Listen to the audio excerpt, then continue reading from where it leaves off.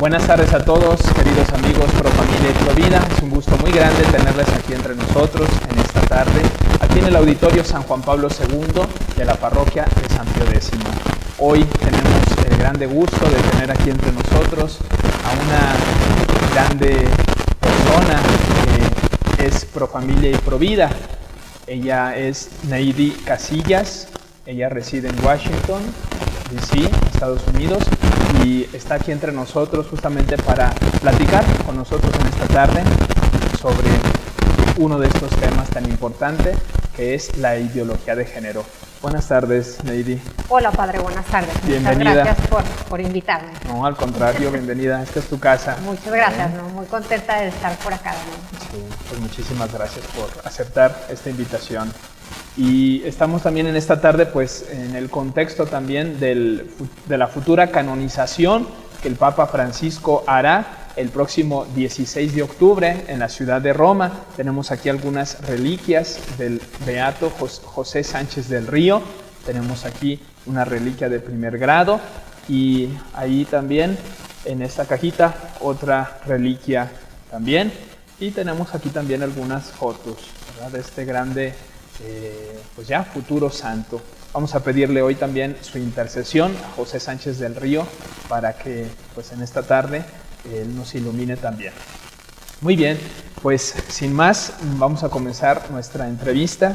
Neidy, sabemos que tú pues eres una guerrera de la familia y de la vida, resides en Washington, ¿sí? Y quisiera hacerte unas preguntas así a nombre de pues este grupo Pro Familia y Pro Vida que tenemos aquí en la ciudad de León. Hay varias preguntas que surgen de pues cuestiones que vamos viviendo históricas aquí en nuestro país, pero no solamente aquí en México, aquí en León, sino que es algo globalizado, ¿sí? Seguramente pues tú estás súper familiarizada con este tema y la primera pregunta que te quisiera hacer es pues, ¿qué es la ideología de género? Así en general, ¿qué es? ¿Cuáles son sus raíces? ¿Y cuál es su finalidad? No sé si quisieras pues, hacernos un análisis. Un resumen. O un resumen mejor. Sí, un resumen. Es un poco amplio el tema y podemos aquí pasar mucho tiempo. Claro. Pero bueno, en pocas palabras, la ideología de género es una corriente, digamos, que inicia con el feminismo que se radicaliza y comienza a tomar una postura en favor de lo que es el aborto. Es decir, el feminismo inicia con una causa justa, ¿no? Cierto es que en épocas pasadas de la historia la mujer era discriminada. Sin embargo, al pasar de los años, bueno, pues viene esta conquista o esta movilización de la mujer, de un movimiento de mujeres para poder lograr cuestiones justas, como por ejemplo el derecho al voto. Y en ese sentido, pues era un feminismo sano. Sin embargo, a finales del siglo XX, este feminismo comienza a radicalizar sus posturas y comienza lo que es el feminismo que hoy conocemos como el feminismo de género. Este feminismo de género lo que promueve es una idea en la que se está buscando una igualdad absoluta del hombre y de la mujer. Y es justamente en lo absoluto donde está el error de este feminismo. Porque nosotros, y usted incluso, padre, coincidirá, que todos estamos en favor de la igualdad de hombre y mujer. Nadie acá está o vivimos con la idea de esos años de Roma o de la Grecia, en donde la mujer no se le consideraba ni siquiera persona. Así es. ¿No? Sin embargo, hoy todos estamos en favor de esa idea. El problema, como les decía, es lo absoluto de esta ideología, de esta idea de este feminismo, ¿no? Cuando digo absoluto, es que ellas proclaman que no debe de existir ninguna diferencia entre el varón y la mujer, ni psicológica, ni física, ni nada. Es decir, que son absolutamente iguales. Y eso, bueno, a raíz de cualquier persona, a primera vista, uno puede detectar que esa igualdad no es cierta. Somos completamente distintos físicamente, psicológicamente, fisiológicamente, somos completamente distintos y eso no nos hace más o menos, simplemente nos hace seres complementarios. El hombre y la mujer, claro, cada uno tiene algo que aportar a esta sociedad y en ese sentido son seres complementarios. Sí. Sin embargo, este feminismo busca, como les decía, esta igualdad absoluta, que no exista ninguna diferencia. Sí. Y entonces empieza lo que es el feminismo de género, porque para lograr esta igualdad absoluta, la idea que ellos están proclamando es que no se debe de diferenciar al ser humano, es decir, que leyes, educación, toda la estructura social debe de, y ellas hablan de construirse. Ya estamos ahorita en el proceso de deconstrucción, pero en un inicio esa era la palabra de deconstruir la sociedad para volverla a construir y que en esa deconstrucción, tanto leyes, la educación, todo el sistema social como hoy lo conocemos, se haga desde una perspectiva de género, es decir, desde una perspectiva en el que no existe una diferencia entre hombre o mujer. Solamente tú, al estar haciendo una ley, por ejemplo, ves una silueta humana. Y desde ahí empiezas a generar leyes. Entonces, cuando tú estás viendo simplemente a un ser humano, según esta ideología, pues vas a alcanzar una igualdad. Okay. ¿Qué es lo que sucede? Que sucede todo lo contrario. Yo soy abogada, padra, así es que siempre voy al derecho. Claro, y sucede todo lo contrario. ¿Por qué? Porque en el derecho existe un principio de justicia que dice que tú no puedes dar lo mismo a quienes son desiguales. Okay. Es decir, lo que la ideología o el feminismo de género quiere es dar lo mismo a hombres y a mujeres. Okay. Y entonces ahí cae en una injusticia, porque hombres y mujeres no somos iguales, aunque ellas lo quieran proclamar así. Parte de esta ideología no solamente es que entonces se elimine cualquier diferencia entre hombre y mujer, pero que entonces también se le empiecen a dar nuevos derechos a la mujer en aras de alcanzar la igualdad con el hombre. Okay. Y dentro de estos derechos, ellas comienzan a hablar de una serie de nuevos derechos porque estos no existen, y eso hay que ser muy enfáticos, no existen en ningún documento internacional, no existen en las leyes de los países, no existían antes, sino ellas se han dedicado a proclamar un supuesto derecho al aborto. ¿Por qué? Porque dicen que mientras que la mujer siga teniendo hijos, va a ser esclava del hombre. Es decir, si la mujer tiene hijos, se queda en el hogar educando a los hijos y no tiene la oportunidad de salir al ámbito público a desarrollarse como profesionista y entonces queda como atrasada. Y en ese sentido ya está en una desigualdad en frente al hombre. Claro. Entonces, la vida es uno de sus principales enemigos, la familia también, porque esta ideología comienza con unas raíces marxistas, es decir, comunistas, en donde para ellos la idea es que no es la primera desigualdad que existe en este mundo no es el de ricos y pobres, sino es el de hombre y mujer. Y además hay otra teoría en la que ellas se basan, que es la teoría del estructuralismo francés, que dice que el hombre debe de adaptarse de acuerdo a la sociedad. Es decir, para nosotros el hombre es tan importante, es una creación tan especial que la sociedad se tiene que organizar en torno a la necesidad del hombre y no al contrario, el hombre cambió en torno a la necesidad de la sociedad. Claro. Esta ideología eso es lo que proclama, que entonces dice, ahora hay que cambiar estas estructuras sociales, como por ejemplo también la familia, porque la familia es una estructura que ha sido impuesta en la que la mujer tiene un papel, el hombre tiene un papel y esa estructura también somete a la mujer a una esclavitud y por lo tanto hay que acabar.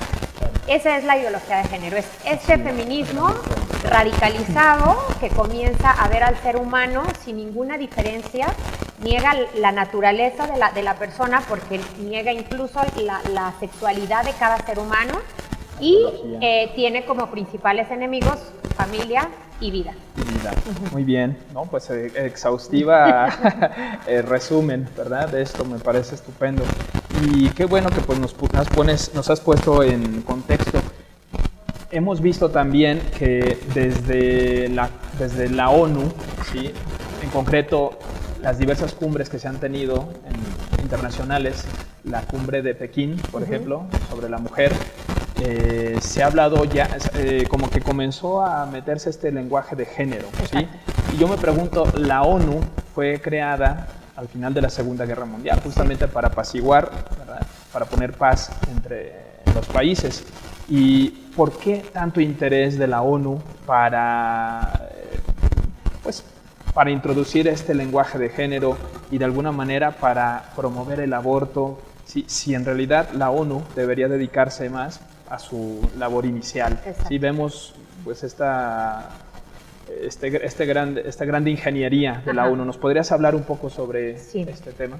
Como usted bien lo dice, padre, la Organización de Naciones Unidas nace justamente después de la Segunda Guerra Mundial para proteger a la vida de la persona. Eso se nos olvida muchas veces, que era justo por las atrocidades de la Segunda Guerra Mundial que nacen las Naciones Unidas. ¿Por qué? Porque quería proteger al ser humano. Ese era el objetivo principal de esta organización. Y vemos hoy, como usted dice, y él dice que entonces ahora está atacando al ser humano, porque está atacándolo o está promoviendo estas ideas del aborto que al final de cuentas acaban con el ser humano en sus primeras etapas de la vida, ¿no? Claro. Y que sin ese derecho tan más fundamental como es el derecho a la vida, los demás derechos no pueden existir. Claro. ¿Por qué el interés? Voy a ser acá muy honesta, y intereses creo que hay muchos.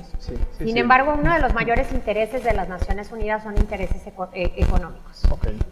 Para ellos, y existe un informe de un secretario, como es subsecretario de Gobernación de Estados Unidos, que se llama Kissinger. Está un informe de Kissinger en el que él explica que mientras las poblaciones sigan creciendo y creciendo, entonces el ser humano va a acabar con los recursos naturales que existen, y por lo tanto las potencias mundiales van a verse amenazadas porque estas potencias no tienen los mismos recursos que muchos de nuestros países tienen. Por ejemplo, los países nórdicos como Suecia, Noruega, etcétera, no tienen los mismos recursos naturales que nosotros. México, por ejemplo. ¿Por qué? Porque ellos están en una zona muy fría, muy al norte, muy tal, y entonces no tienen todos estos recursos. A ellos les conviene tener menos población en los países que no están desarrollados. ¿Para qué? Para poder venir a tomar, invertir y poder desarrollar como toda estructura.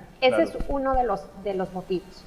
El promover el aborto es una industria grandísima que da ganancias a muchísima gente, no solamente a los países, pero a todo lo que es la farmacéutica, por ejemplo, la industria farmacéutica, a las clínicas, a muchísima gente le da muchísimos recursos. Entonces hay un gran interés económico que coincide, como en un principio la ONU no es que estaba buscando promover esta ideología de género, pero lo que estaba buscando era cómo disminuir la población.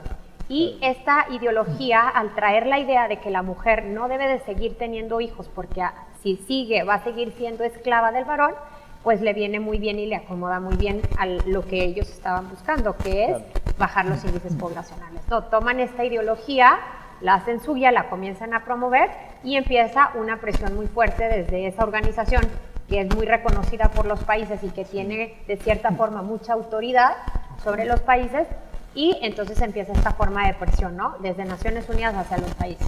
México, tienes que cambiar tu ley porque tú estás violentando el derecho de la mujer a decidir sobre su propio cuerpo. Y entonces viene México a cambiar sus leyes, etc.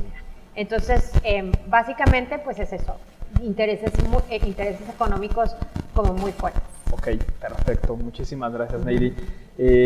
Mira, hace unos días, ya 2 meses prácticamente, el 16 de mayo, aquí en la Ciudad de México, el presidente de la República habló de una iniciativa de ley en la que quiere que se aprueben los así llamados matrimonios igualitarios. Con lo cual, no solamente digamos que sería solamente esta la iniciativa, sino que tendría un alcance mayor. Una de las consecuencias vendría a ser la adopción de niños, y otra, con la cual vemos a muchos padres de familia preocupados, es la introducción de la ideología de género en los colegios. Vemos que en Europa ya ha habido muchos casos, esto ya es algo normal, ¿verdad? Así entre comillas, va funcionando. Y vemos aquí en México a muchos padres de familia. La Asociación Nacional de Padres de Familia pues está muy preocupada. Yo quiero preguntarte a ti, Neidy, que eres abogada, desde el derecho, ¿sí? ¿Existe algún amparo desde el derecho internacional para poder, digamos, actuar y poder revertir, digamos, esta ley, por así decir? O Ajá, no sé esta si nos iniciativa. esta iniciativa. Sí, bueno, de hecho, bueno, como les decía, y vuelvo un poquito a esta presión de presión de las organizaciones internacionales, porque en realidad, si uno va a las bases o a los documentos que existen y que están firmados por los países, es decir, que les obligan a los países jurídicamente a cumplir, les llamamos tratados internacionales. Ninguno de estos tratados incluye ni un derecho al aborto, porque no existe, ni tampoco mucho menos un derecho al matrimonio entre personas del mismo sexo. Okay. El matrimonio siempre fue hecho o siempre fue creado o protegido entre el hombre y la mujer. Sí. Y es así porque el Estado tiene un interés en el producto, digamos, de esa unión. Claro. Que es los hijos que nacen de esa relación. Sí. Y que los hijos vienen a ser como la perpetuación de la sociedad. Y es por eso que el Estado, que los Estados, y por eso quedó como uno de los derechos fundamentales el proteger a la familia, y habla de hombre y mujer. Claro. Ahora ha habido una serie de iniciativas, pero todavía hay que aclarar, ahorita se me va el número, pero no llega ni tan siquiera a 20 países en el mundo en los que han aceptado lo que es el matrimonio, o mal llamado matrimonio igualitario. Sí. Lo que existe, recientemente también la Corte Europea volvió a reiterar como este criterio en el que la Convención Europea de Derechos Humanos, que es prácticamente lo mismo que la Declaración Universal de Derechos Humanos, en el que se contempla el derecho del hombre y la mujer a casarse y la protección de la familia como célula fundamental de la sociedad. Ellos dicen, y ha sido como el criterio reiterado de esta organización que nosotros creemos como muy de avanzada, es que no existe un derecho al matrimonio entre personas del mismo sexo, o que bajo la convención no existe este supuesto derecho a dos personas a casarse. Es decir, me voy a ir un poco para atrás. Sí, perfecto. Que el Estado no permita a dos personas casarse no es una discriminación. Okay. ¿Por qué? Porque se considera discriminatorio cuando tú tienes en dos situaciones idénticas y entonces tú haces una diferencia. Y la Corte Europea reconoce que el hombre y la mujer, una relación de hombre o mujer, no es lo mismo que una relación de hombre-hombre o de mujer-mujer. Entonces, claro, no va a traer la misma consecuencia. Sí. Y por en ese sentido, no es una discriminación. Es decir, que la Corte Europea ha reiterado, no es el primer caso, el más reciente, en junio, pero ha reiterado de manera constante que los países no están obligados a proteger o a modificar sus leyes para crear esta nueva figura o para redefinir lo que es el matrimonio, y que además cada país es libre si es que lo quiere hacer, pero quien no lo hace no es que esté discriminando. Eso en cuanto a la idea que se quiere dar, ¿no? Porque claro, es muy reiterada esta idea de que, ay, pero es que los estamos discriminando, ay, es que los estamos discriminando. No, señores. Porque somos homofóbicos, exactamente, ¿no? Ajá. La discriminación es cuando tú tienes dos situaciones completamente iguales y tú haces una diferencia. Claro. Y aún en esas situaciones existen casos en los que sí se hace una diferencia, porque se le llama una discriminación positiva, es decir, que haya alguna excusa en la que hay necesidad de discriminar, de hecho, incluso se permite una discriminación positiva, pero esto no existe. Ahora, como usted bien dice, la gente dice, ay, pero ¿qué tiene? Mira, que si se quieren dejarlos casarse y no va a pasar nada, ¿a ti en qué te afecta, no? Claro, así es. Bueno, pues yo les digo que sí nos afecta y que les va a afectar más de lo que ustedes creen, porque la consecuencia inmediata, padre, como usted decía, es, bueno, la adopción.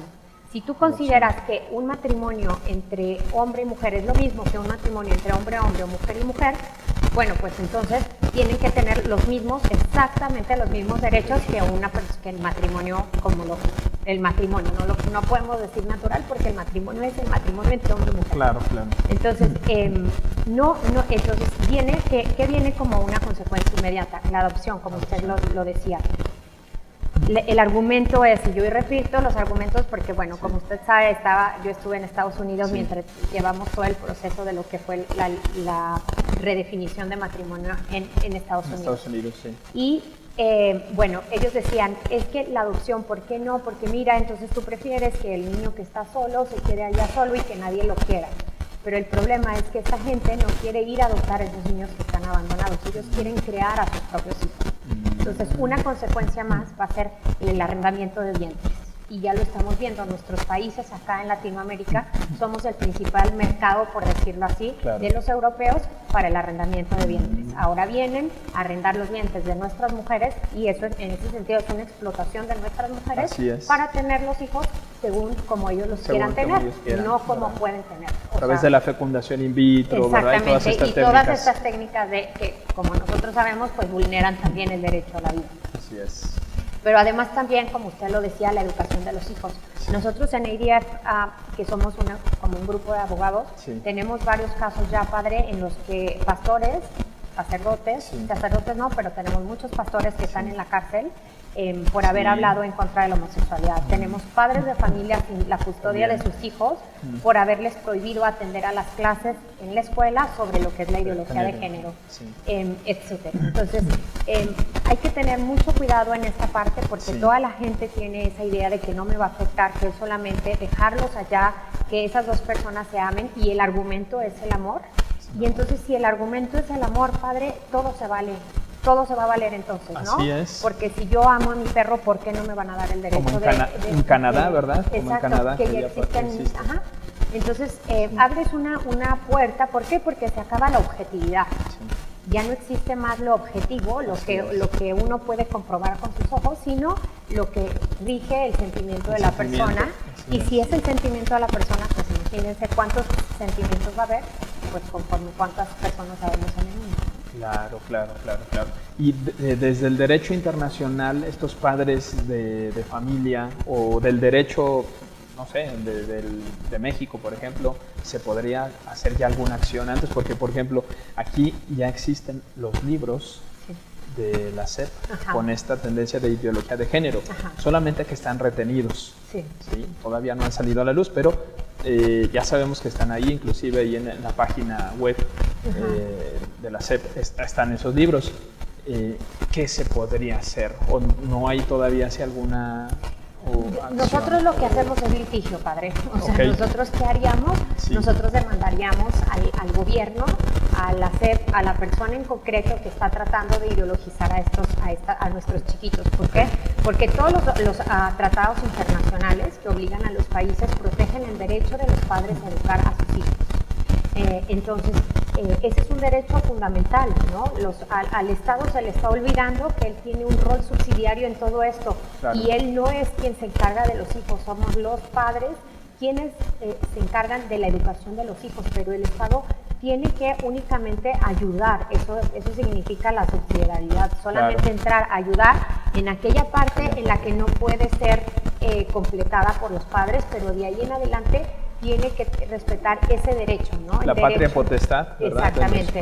Entonces, qué bueno que estén retenidos, creo que esa es una muy buena señal, padre, y que yo creo que aquí lo importante es no bajar la guardia, es que hay que seguir luchando, hay que seguir demandando, hay que seguir en escuelas privadas protegiéndose, poniendo sus estatutos, etcétera, para que puedan protegerse y que no puedan permitir que estos, o que no se les obligue a que estos manuales entren, porque de verdad que nosotros no hablamos de una educación sexual y tal vez yo creo que esto también es algo importante, no es que nos opongamos a una educación sexual, pero la educación sexual tiene que ser de acuerdo con los valores de los padres y de acuerdo a la madurez del niño, ¿no? Porque de acuerdo a la Organización Mundial de la Salud, por ejemplo, de los 0 a los 4 años nosotros les tenemos que empezar a enseñar a masturbarse.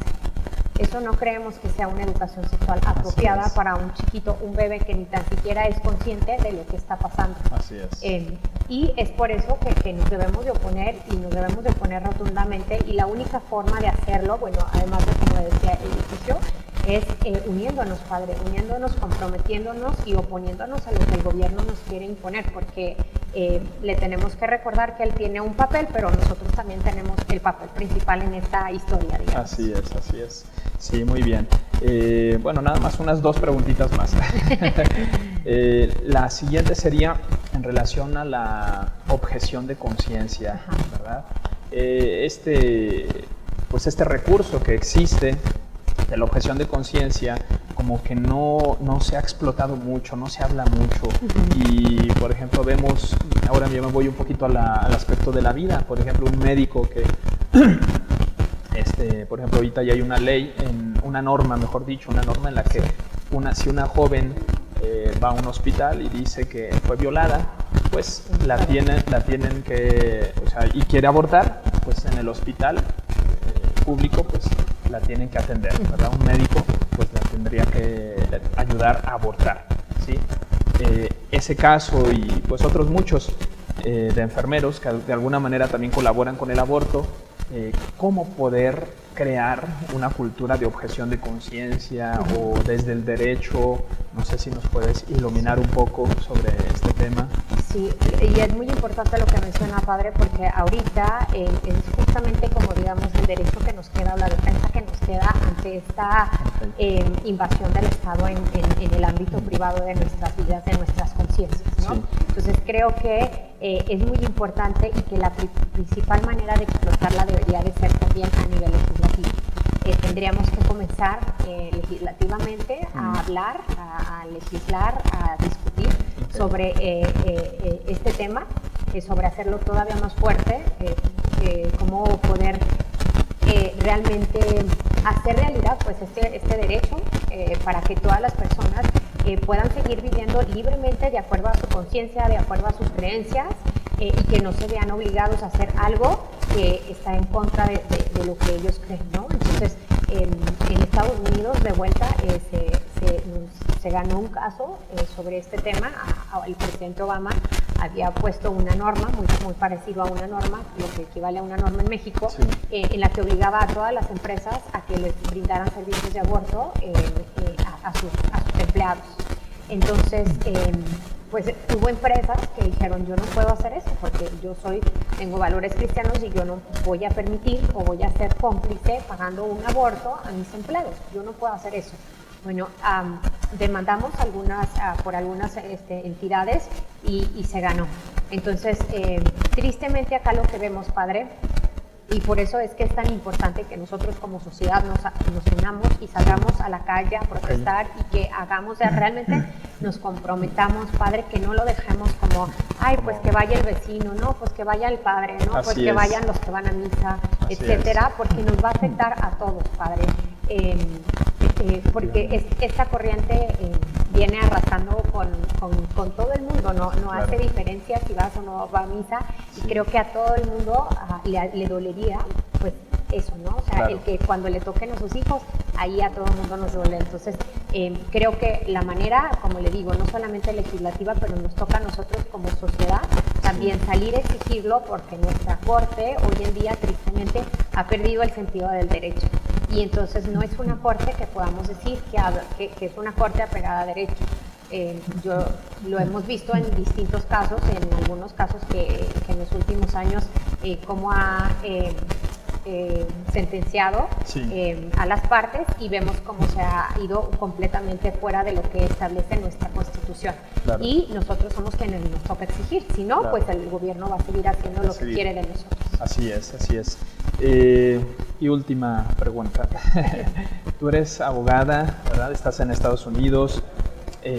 Recientemente escuché por ahí un mensaje de la candidata Hillary Clinton, en la que hablaba de que es importante acabar con los dogmas religiosos. Sí. Y pues vemos que de alguna manera el panorama pues no es tan positivo a veces con candidatos presidenciales, etcétera. Desde el derecho, ¿verdad, Neidy? ¿Nos puedes platicar un poquito qué es lo que hacen ustedes allá en Estados Unidos? Sí. Y luego, no sé si si de alguna manera pudiéramos replicar algo aquí también, porque aquí existen una red de abogados católicos que también de alguna manera necesitarían un poco de luz para también poder seguir, sí. Así es. Bueno, nosotros, y por ahí debí de haber empezado, mi organización se llama Alliance Defending Freedom, que es como, digamos, Alianza para Defender la Libertad, así es como se traduciría.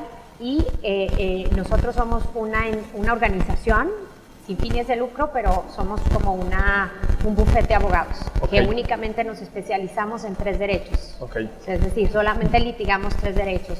La defensa de la vida, la familia y el matrimonio y la libertad religiosa. Solamente esos 3 derechos. Parecen muy cortos, pero en realidad esos 3 derechos tocan muchos otros derechos. Pero esa es nuestra especialidad, únicamente casos que tengan que ver con esos 3 derechos. Y nosotros creemos, y lo estamos viendo aquí en México, que esta batalla, porque de verdad que tenemos que hablar de una lucha y de una batalla, no se va a ganar únicamente en la calle, no se va a ganar, tenemos que involucrarnos todos desde nuestras profesiones en los diferentes ámbitos. Y una de las profesiones más importantes, y sobre todo en el momento que está viviendo México, es la de los abogados. ¿Por qué? Porque nos toca como abogados salir a las cortes a defender lo que sí protege el derecho, padre. Porque nosotros no les estamos diciendo algo que no está contemplado en las leyes.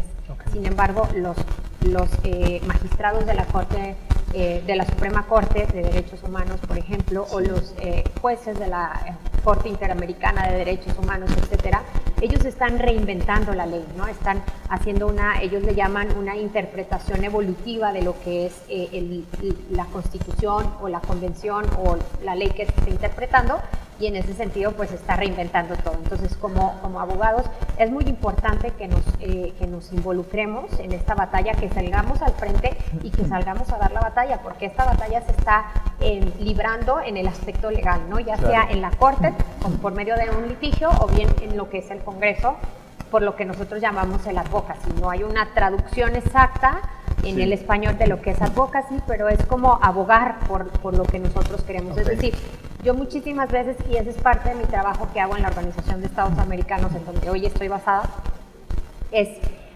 sentarme a explicarles qué es lo que implica ese concepto jurídico que ellos están aprobando, porque muchas veces no es por malicia de las personas que están en estas instituciones o que estén de acuerdo con esta ideología de género, sino por ignorancia o por falta de conocimiento que lo pasan. Entonces nuestro trabajo es sentarnos, explicarles y darles las consecuencias de lo que esto puede ver. Bueno, ADF pone a su servicio, por supuesto, cualquier ayuda que les podamos brindar. Pueden entrar en la página y está como muy bien explicado. La parte a la que yo pertenezco en ADF se llama ADF International. ¿Por qué? Porque somos una organización que también tiene oficinas a nivel internacional ante los principales organismos internacionales, en Viena, Ginebra, Bruselas, Estrasburgo, Nueva York, Washington, México, la India. Creo que son las principales oficinas a nivel internacional. Y la idea es eso, o sea, desde todos los frentes en donde están estas batallas más fuertes, pues están nosotros presentes alzando la voz y siguiendo un poco lo que el Papa Benedicto decía, ¿no? Hablar de la verdad que nos hace feliz y que conocemos y que sabemos que va a hacer feliz al ser humano, pero desde una perspectiva de derecho, en la que Dios no está en la discusión, ¿no? Está iluminándonos, creo yo, pero no está ahí, porque pues como abogados no podemos hablar de esto, nada más hablamos simplemente de todo lo que tenga que ver con derecho. Y en ese sentido, pues es donde tenemos que entrar nosotros pues a dar esta lucha, ¿no? Pues sí, pues entraremos en esas páginas, ¿verdad? Bien, para poder de alguna manera hacer lo mismo aquí también en México, ¿verdad? Pues muchísimas gracias. No sé si quisieras darnos un mensaje de esperanza, ¿verdad? A todos los que estamos de alguna manera trabajando en pro de la familia y de la vida, ¿verdad? Yo creo que necesitamos mucha esperanza, cabeza fría, formación, etcétera. Quisiera que nos pudieras dar pues un mensajito de esperanza para concluir esta entrevista. Claro que sí, padre. Pues más que nada, sí es cierto, y es muy importante hablar de la esperanza, porque en esta lucha que estamos librando, en la que el mal se ve tan grande y se ve tan abrumador, en el que nos está sobrepasando, nos dan ganas de decir, ¿para qué seguimos luchando? ¿Para qué seguir si de todas formas todo está perdido? Es que las Naciones Unidas es una institución tan grande, ¿qué vamos a hacer en contra de esta? Y sin embargo, nosotros tenemos que sostenernos, porque yo les decía ahorita, recuerdo esas palabras del Papa Benedicto, en el que hablaba de la verdad y decía, la verdad va a dejar de existir cuando aquellos que la conocen dejen de hablar de ella. Y eso es lo que nos toca, creo, en este momento. Tal vez no vamos a ganar esta guerra o no lo vamos a ver, tal vez a otra generación sí lo vea, tal vez yo no lo vea, no lo sé, pero creo que a nosotros lo que nos toca hoy es simplemente dar ese granito, lo que yo les decía, salir. Si toca salir a una protesta, pues salgan. Cada quien tiene un rol que desempeñar en esta lucha. A mí me toca estar allá enfrente, pero tal vez a ti te toca salir a la calle, o a ti te toca rezar, pero rezar también saliendo a la calle, porque hoy en día ya rezar no es suficiente, es grandísimo y Dios hace milagros, pero también se necesita de nuestra demostración, de nuestra manifestación ante el gobierno, de nuestra protesta, de nuestro exigimiento o de exigirle al nuestro gobierno lo que es de nosotros. Y sobre todo creo que la esperanza debe estar en que somos muchísimos, Padre. Somos muchísimos todavía los que estamos acá. A mí me llena muchísimo de esperanza en mi trabajo cuando me siento con un embajador que estaba hablando de todo lo que es la parte contraria, y cuando me siento con él y hablo y entonces se entiende de lo que esto se trata, cambia completamente su postura. Creo que hoy en día todos nosotros estamos llamados a ser apóstoles, a ir, a misionar, a hablar de lo que el Papa Juan Pablo II decía, el Evangelio de la vida. Hoy yo diría Evangelio de la vida y de la familia. Salir a hablarlo, y de verdad que cuando ustedes lo hacen, ustedes simplemente tienen que esperar, porque Dios hace maravillas, y aunque ustedes no lo vean, a nosotros nos toca hacer nuestra parte simplemente. Pero creo que también hay muchas cosas exitosas en el mundo de las cuales no se hablan.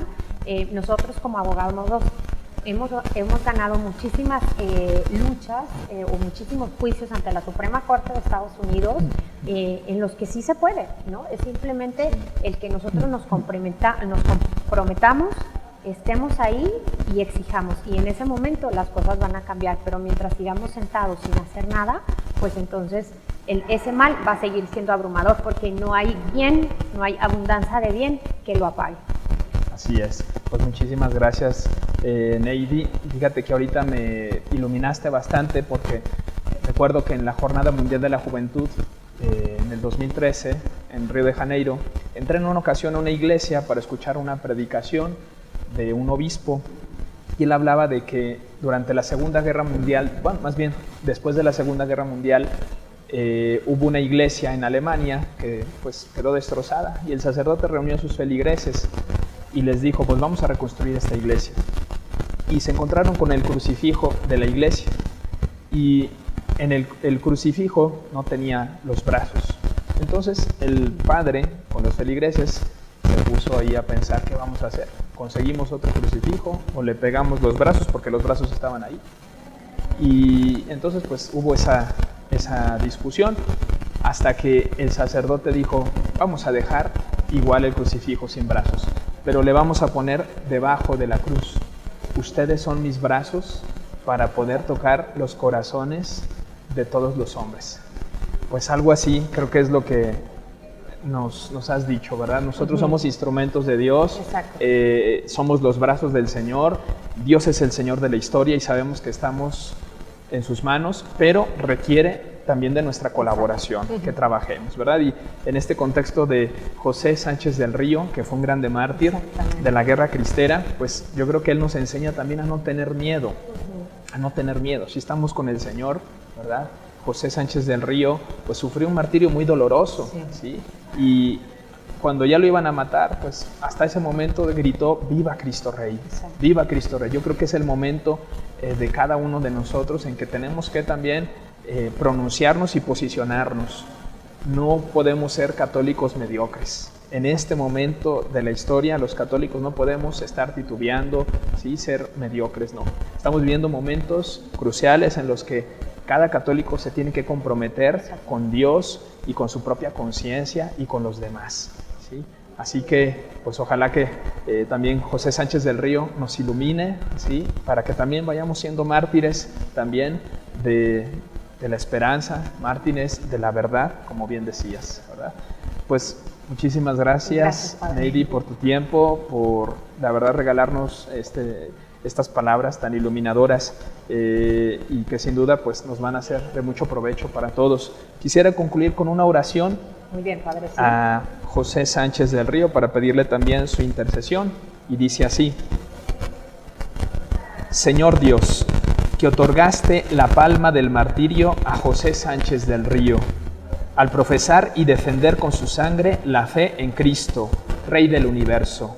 Concédenos por su intercesión que los niños y los jóvenes alcancen la gracia de ser como Él, fuertes en la fe, seguros en la esperanza y constantes en la caridad. Por Jesucristo nuestro Señor. Amén. Amén. Pues muchísimas gracias, Gracias, Neidy. Padre. Dios te bendiga. Sí, igualmente. Gracias. Hasta luego.